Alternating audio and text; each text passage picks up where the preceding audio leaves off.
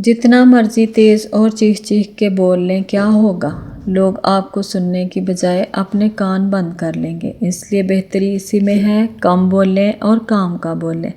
اور اس کے ساتھ ساتھ کچھ ایسے موقع بھی ہوتے ہیں جہاں ہمیں بولنا ہی نہیں چاہیے بلکہ خاموش رہنا چاہیے، اور اگر ہم خاموشی اختیار نہیں کرتے تو اس میں ہمارا اپنا ہی نقصان ہے۔ تو ایسے کون سے موقع ہیں جہاں ہم نے خاموش رہ کے خود کو نقصان سے بچانا ہے، آج کی ویڈیو میں ڈسکس کریں گے۔ سب سے پہلے السلام علیکم، امید کرتی ہوں کہ آپ سب خیر سے ہوں گے اور اپنی اپنی زندگی میں خوش ہوں گے۔ الحمدللہ میں بھی بالکل ٹھیک ٹھاک ہوں۔ Welcome back to my channel. دیکھیں اکثر کیا ہوتا ہے کہ ہم چیختے ہیں مگر لوگ ہمیں سنتے ہی نہیں، کیونکہ اس میں قصور بھی ہمارا اپنا ہی ہوتا ہے۔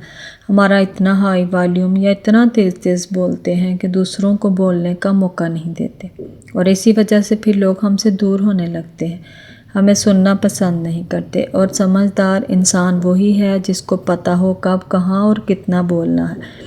لیکن اس کے ساتھ ساتھ بہت سی جگہیں ایسی ہوتی ہیں جہاں ہمیں نہیں بولنا چاہیے۔ اگر ہم چپ نہیں رہتے تو کسی کا نہیں ہمارا اپنا ہی نقصان ہے۔ تو میں آج آپ کو بتانے والی ہوں کہ وہ کون سی جگہ ہے جہاں ہم نے خاموش رہنا ہے، تاکہ بعد میں ہمیں اپنے کیے پر پچھتاوا نہ ہو، اور پھر ہم یہ نہ سوچیں کہ کاش میں یہاں پر نہ بولتی تو میرے رشتے خراب نہ ہوتے، مجھے نقصان اٹھانا نہ پڑتا۔ تو پہلی جگہ جہاں ہم نے خاموش رہنا ہے، جہاں ہم نے نہیں بولنا، جب بہت زیادہ غصہ آیا ہو تو نہیں بولنا۔ دیکھیں ایک بات حقیقت ہے کہ یہ تو نہیں ہو سکتا کہ غصہ آیا ہو اور ہم میٹھی میٹھی باتیں کریں، ایسا تو نہیں نہ ہوتا۔ غصہ آیا ہے تو ہم چیخ کے ہی بولیں گے، ایسے الفاظ منہ سے نکال لیں گے، اور پھر ہم غصے میں کیا کرتے ہیں کہ جو بات ہم نے کرنی ہو ہم اس سے ہٹ کے تانے دینے پر اتر آتے ہیں، اور کئی سال پرانی باتیں ہمارے ذہن میں آ جاتی ہیں۔ پھر غصہ چیخنا، اور اس سے پھر کیا نقصان ہوتا ہے، ہمارے رشتے خراب ہوتے ہیں۔ تو کوشش کریں خاموش رہیں۔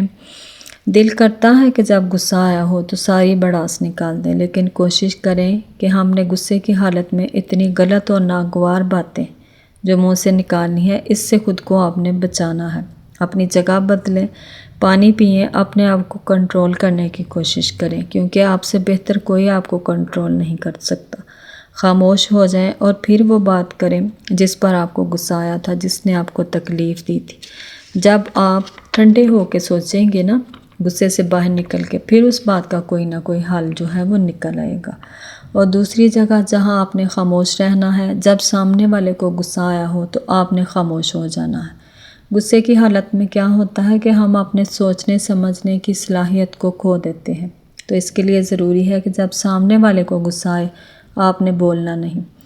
ایسا تو آپ نے بالکل نہیں کرنا کہ سامنے والے کو غصہ آیا تو آپ بھی ویسا ہی غصہ کریں، آپ بھی پھر تانے دینے شروع کر دیں، وہ پرانی باتیں نکال لیں جو سالوں پرانی ہیں۔